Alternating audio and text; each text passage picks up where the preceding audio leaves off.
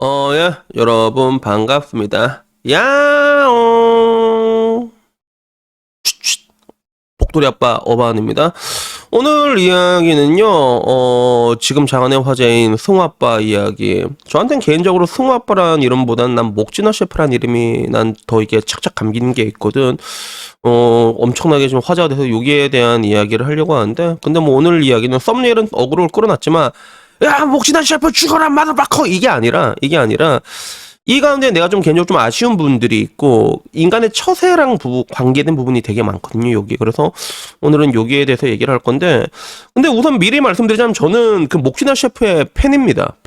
팬이라고 할 수 있어. 그래서 뭐 그런 찐팬이라기보다는 사실상 승우아빠 채널보다는 나는 그 승우아빠 일상 채널이나 그 사람의 이야기를 조금 더 좋아해. 그 사람 썰 푸는 게 얘기도 되게 조곤조곤 잘하거든, 그 사람이. 근데 이 사람의 에피소드 중에서 처음 셰프를 했을 때 그 시절의 그 썰이 나한테는 진짜 좀 인상이 강했어. 그래서 처음에 캐나다에서 셰프를 했을 때 그때 뭐 이제 인종차별 같은 거 심하니까 서로 이게 처음 오픈하는 레스토랑 원년 멤버로 들어간 거지. 그러면 차별 덜 당할까봐. 근데 들어갔는데 하필이면 거기 레스토랑 사장이 요리에 미친 남자 벤이라고 있거든. 그 남자도 미쳤어. 진짜 뻑킹 크레이잖아니까. 고기를 하나를 통으로 이렇게 내주더라도 이거를 삶고 굽고 튀고 레이어를 계속 입혀가지고 진짜 요리에 미친 남자인데, 문제는 그렇게 되면 그 밑에 남자들이 다 고생을 한단 말이야. 그래서 승우 아빠 얘기 들으면 요리사가 화가 날 수밖에 없는 그 열악한 근로 환경이라던가, 근데 그 와중에서도 꾸역꾸역 요리하는 사람들의 이야기, 그리고 나중엔 한국에 와서 저는 에드워드 건 셰프를 뛰어넘겠습니다라고 했을 때 그 표독스러운 눈빛이 있잖아. 이런 것들을 다 보게 되면 진짜 뭐랄까, 인생의 희노애락과 그런 뭔가 진실, 깨달음, 그런 것들이 다 들어가 있단 말이야. 그 사람 인생 이야기를 듣게 되면, 그걸 듣게 되면 야, 이 사람이 이렇게 성공할 수밖에 없겠구나. 그걸 나는 솔직히 인정하고, 이건 남자 대 남자라서 리스펙트하는 부분이 있거든. 근데 이번 사건은 솔직히 근데 내가 봤을 때 어떤 느낌이냐면, 이를 본인이 너무 키웠어. 이를 본인이 키웠어. 별일 없이 넘어갈 수 있는 일인데 그걸 굉장히 키웠거든. 그래서 뭐 다들 알고 계시겠지만 어떤 일이었냐면 그냥 처음엔 그거였어. 당근마켓에서 사람을 구한다길래 자기 채널에, 그러면 왜 당근마켓에 사람을 구하냐, 사람 중고 온다, 이런 식으로 얘기를 드립을 쳤는데, 사실 이게 그 영상을 본 사람 알겠지만, 야, 당근마켓에서 사람 구했어요. 거기 중고 허벌들 오늘 건데 왜 그 사람을 중고를 뽑아요? 이런 게 아니라 드립에 가까웠어. 사실 별 문제 없이 넘어갈 수 있었던 일이었어. 근데 문제는 이 일이 점점 커지기 시작한다. 처음에는 당근마켓에서 덧글을 단 거야. 그래서 승빠님, 저희 사람도 구인구직하고 있습니다, 이렇게 얘기를 했는데, 근데 여기서 또 승우 아빠 대응이 좀 많이 안 좋았어. 대응이 조금 안 좋았어. 거기에 아, 그래요? 아이고, 몰랐네요. 우리도 나중에, 나도 지금 강남에서 하고 있는데 나중에 강남 뭐 잘 이용해 볼게, 이렇게 얘기하며 나중에 또 이제 또 다른 비즈니스의 기회가 될 수도 있잖아. 그게 윈윈이 할 수 있는데, 근데 그걸 일단 약간 좀 틱틱거렸고 승우 아빠가. 그리고 라이브에서도 계속 틱틱거렸어. 라이브에서도 그걸 계속 틱틱거렸어. 그러다가 결국에는 이게 막 괴인협회, 막 온라인 레카드를 물고 사건 점점 커지고, 그러다가 그 뉴스에까지 나오게 됐단 말이야. 그래서 뉴스에서도 이 사람들 반응이 되게 싸늘하지. 지금 와서 사과하는 것도 저 사람 상황이, 여론이 너무 안 좋아지니까 그러니까 사과를 하는 거다. 그리고 파리의 앞발 싹싹 빌 때 조심해라. 그래서 이제 굉장히 유명한 어록을 남긴 그 드립도 나오고 있는데, 근데 나는 이 일련의 사건을 보면서 어떤 생각이 들었냐면, 사건을 본인이 키운 느낌도 분명히 본인이 키운 게 맞긴 맞는데 좀 안타깝다라는 느낌도 있었어. 그게 왜 내가 제일 안타까운 건 뭐였냐면, 승우 아버지는 원래 캐릭터가 그런 캐릭터였거든. 그런 캐릭터, 약간 틱틱거리는 그런 캐릭터였단 말이야. 근데 사건이 본인이 이게 의도한 방향은 아니었겠지만, 근데 틱틱거리면서 사건이 커지고 난 다음에 사과를 하고 나니까 막 이제 레카들도 엄청 물잖아. 보니까 뻑가도 물었더만. 근데 문제는 레카들은 물 때 항상 그 사건을 하나의 각도로 보여주게 되거든. 과거에는 아무런 문제가 되지 않았던 것들도 굉장히 지금 와서는 이 악의적으로 볼 수밖에 없는 각도로 보여주게 된단 말이야. 그런 것들. 그래서 예를 들어 침착맨 드립도 막 돌아다니다. 그래서 송 아빠는 약간 좀 요리 헐크다, 이렇게 얘기했는데, 그 당시에 처음 봤을 때는 아, 원래 목진호 형 약간 그런 게 있으니까라고 상관없는데, 또 지금 와서 이 사건 터지고 그 레카가 말하는 방향대로 보면 아, 저 사람은 원래 저런 사람이구나, 안 좋게 보여지는 게 있거든. 그러니까 완전히 오체분실을 하는 거야. 사람 과거의 어록 하나하나 잡아갖고 오체분실해갖고 조지려고 하는데, 그거 보면 맨 처음 좀 안타깝다는 느낌이 들었어. 근데 그렇게 사람들이 물어뜯는 것 치고는 구독자가 많이 빠지고 있진 않거든. 또 되게 신기한 게 빠지고 있진 않단 말이야. 그래서 이러나 저러나 유튜버들은 조회수로 먹고 살고 조회수로 증명이 되게 돼 있고, 그리고 이 사건에 대해서 이미 사과했잖아. 그 사과의 진정성을 떠나가지고.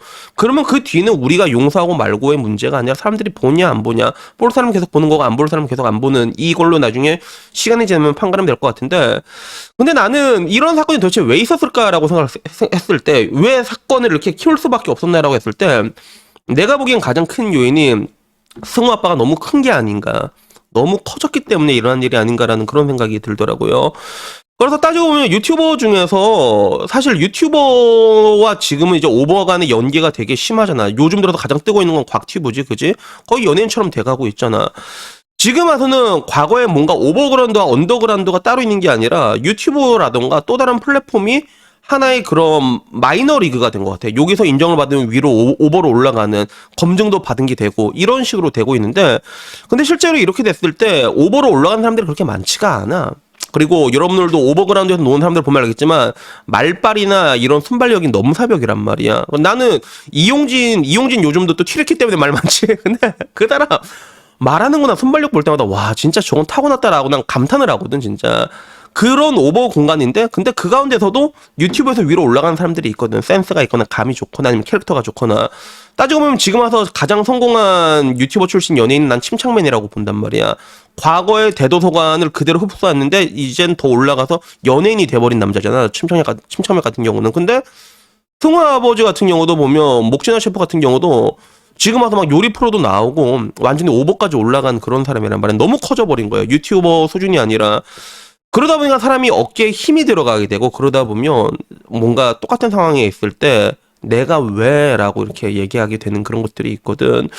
그래서 지금 와서 나도 보면 옛날에 그런 적이 있어. 옛날에 여자친구가 나보다 나이가 엄청 어렸잖아. 근데 한 번은 오빠, 내가 근데 방금 오빠가 한 말을 생각해 봤는데 그거 오빠가 너무 잘못한 것 같아. 나한테 사과해 줬으면 좋겠어. 이렇게 얘기를 하는 거야.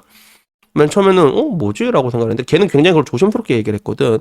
물론 이제 나이 차이가 갭이 나니까 걔도 힘든 건데, 근데 내가 그걸 얘기를 들었을 때 기분 나쁠만 하더라고. 그래서 내가 아유 미안해요 우리 애기 오빠가 그까지 내가 생각을 못했네요. 잘못했어 오빠가, 안 그럴게. 이러니까 나중에 막 이러는 거예요. 그리고 근데 이렇게 사과를 하면 별로 없이 끝나게 되는데, 근데 사람이 이런 식으로 갭이 벌어지게 되면 남녀 관계에서도 그렇잖아. 여자가 좀 만나준다 그러면 잘못한 거 절대로 잘못했다고 얘기 안 하잖아. 그래 그건 내가 미안한데 근데 꼭 이렇게까지 해야 되겠어? 이러면 됐어 기분 나빠. 이런 게 있잖아. 사람이 힘 간의 밸런스 같은 게 깨질 때 연인 관계에서도 그런 게 나타나잖아. 그러니까 나는 이런 관점에서 목시다 셰프의 힘이 너무 막강해지다 보니까 처음에는 결국에는 당근마켓 그 이야기 하나야. 드립 하나였잖아. 드립 하나. 중고 드립 하나였단 말이야. 야, 이게 이렇게까지 돼야 돼? 본인도 이제 짜증이 나는 거지. 이런 상황이었으라 생각해. 근데 문제는 이게 점점 안 좋은 처대로 계속 흘러가게 된단 말이야. 그러니까 맨 처음에 그런 거 있잖아. 당근마켓 댓글 달았을 때만 해도 그래도 그래요. 네 당근마켓 사람 뽑은지 몰랐네요. 그냥 드립 쳤는데 미안해요. 내 앞으로도 나도 사업차 하고 있는데 당근에서 사람 뽑을게요. 이렇게 말하면 진짜 아무 문제 없이 넘어갔다니까 진짜. 요까지 올라오지도 않았어 처음부터. 그래서 나 같은 경우도 살다 보면 나도 지금 유튜브에서 대형 유튜버한테 바친 적이 2번 있거든. 2번 다 여러분 모를까요? 왜? 아무 말 없이 싹 입 닫고 끝났으니까. 한 번은 뭐였냐면 그런 거야. 변호사 끼워갖고 나한테 날 고소할 거라고 들어오는 거야. 나도 짜증이 나대. 짜증 나가지고 내가 항상 내 유튜브 보면 여자들이 불편한 게 그거잖아. 하지 마라 이런데 그때만 내가 뭐라고 얘기해. 내가 말한 것 중에서 사실이 아닌 걸 하나만 내가 들고 와보라고 얘기하면 말을 못해. 하나만 들고 오라고. 내가 이때까지 얘기한 거 통계 이러면서 사실이라는 거 하나만 들고 오라고 하면 말을 못해. 그러면 사실을 얘기하면 그게 혐오가 됩니까? 라고 말하면 꿀먹은먹은 거야. 나도 내가 얘기한 거에 대해서 내가 영상 찍은 거에 대해서 내가 거짓말 하나라도 있었냐고. 뭐 요새는 뭐 사실 말해도 명예훼손 되긴 하지만, 근데 그 사람이 갑자기 이제 내가 들이받을 것처럼 나오니까 오히려 나는 바로 메일 받자마자 바로 전화했거든. 바로 전화해서 지금 뭐 하는 거냐고 내가 바로 했거든. 근데 그 다음에 내가 어떻게 한 줄 알아?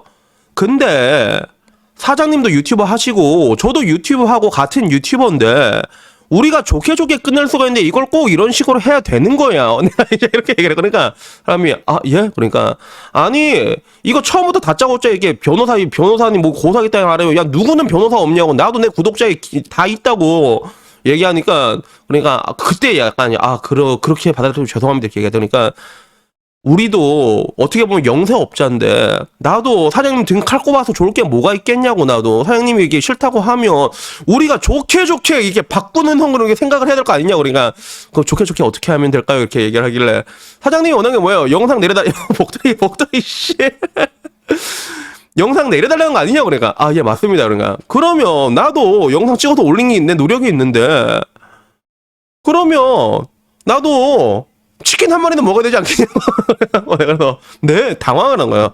교촌 치킨 한 마리만 줬어. 그럼 내가 내려줄게. 그리고 이거 없던 걸로 넘어갑시다. 그러니까 예 감사합니다 이러면서 이제 교촌 치킨을 2마리를 보내줬어. 그래서 나도 뭐 받고 뭐 지우고 끝내고 굳이 싸울 필요는 없거든 솔직히 말해가지고.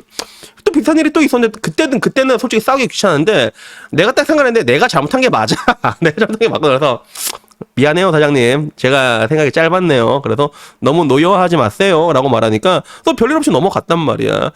결국에는 이 싸움이라는 게 별거 아닌 걸로도 넘어갈 수가 있거든 솔직히 말해가지고. 이 처세에 따라 가지고 굉장히 아무 일도 없이 넘어갈 수도 있다는 거지. 근데 그거를 이제 결국엔 탁탁탁탁 다 밟아낸 거예요. 그리고 그 이유, 가장 그 핵심적인 이유가 뭘까라고 생각했을 때 나는 본인의 힘이 너무 강력해진 게 아닌가라는 그런 생각이 들더라고.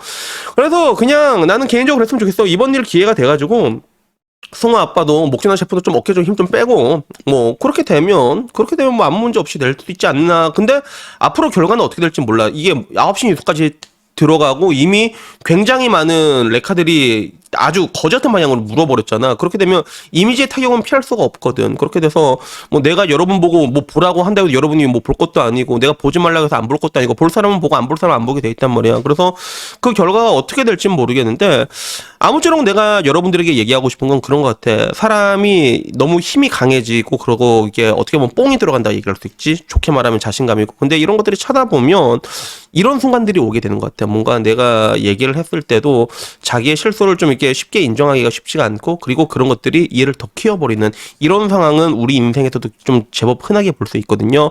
그래서 아무쪼록 제가 얘기하고 싶은 거는 그런 것 같아요. 제가 늘상 그 성충의 정신을 많이 강조를 하잖아. 근데 나도 내 인생을 돌이켜봐서 내가 사과를 잘하는 이유가 뭐냐면 전 사과를 굉장히 잘하거든요. 나는 항상 내가 꾸준히 병신짓을 해왔다는 걸 알고 있어. 내가 병신이란 걸 알고 있단 말이야.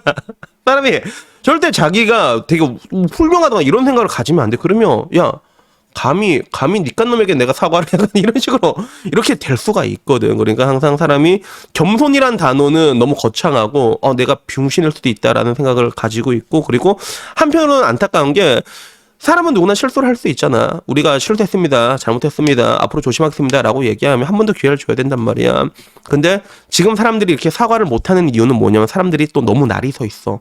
어떻게든 하나만 걸려봐라. 죽여버린다. 이런 게 있거든. 이런 게 너무 팽배하다 보니까 사람들도 사과하면 안 되는구나 이런 것들이 있거든. 근데 저는 그 올바른 사회라면 그렇다고 생각합니다. 사람은 누구나 실수를 할 수 있어. 여러분들이 남에게 되게 그런 무서운 잣대로 뭐 하나만 걸리면 이제 죽여버리고 매장해버리자라는 그런 잣대를 가지고 있으면 그게 여러분한테 돌아오게 되거든요. 그러니까 지금 대한민국에 필요한 풍토는 조금 더 관대함 이런 것들이 필요하다 생각하고 그리고 이거와는 별개로 사람이 항상 좀 이렇게 전투력이 강해질수록 내가 병신일 수도 있다라는 그런 생각들을 항상 가지고 사셨으면 좋겠습니다. 그래서 여튼 뭐 오늘 이야기는요 여기까지고요. 제가 여러분에게 말할 수 있는 건 뭐 유튜버들이야 뭐 하나 잘못하면 전부 다 이제 죽여버린다 묻어버린다 이래가지고 매장당한 경우가 있지만 우리가 살면서 일상 속에서는 여러분들이 뭔가를 잘못했을 때 미안합니다 사과하잖아요. 그러면 진짜 별일 없이 넘어가는 경우 되게 많으니까 좀 여러분들이 뭔가 실수를 했을 때 이렇게 쿨하게 사과할 수 있는 여러분들이 되셨으면 좋겠습니다. 이상입니다. 감사합니다. 야옹.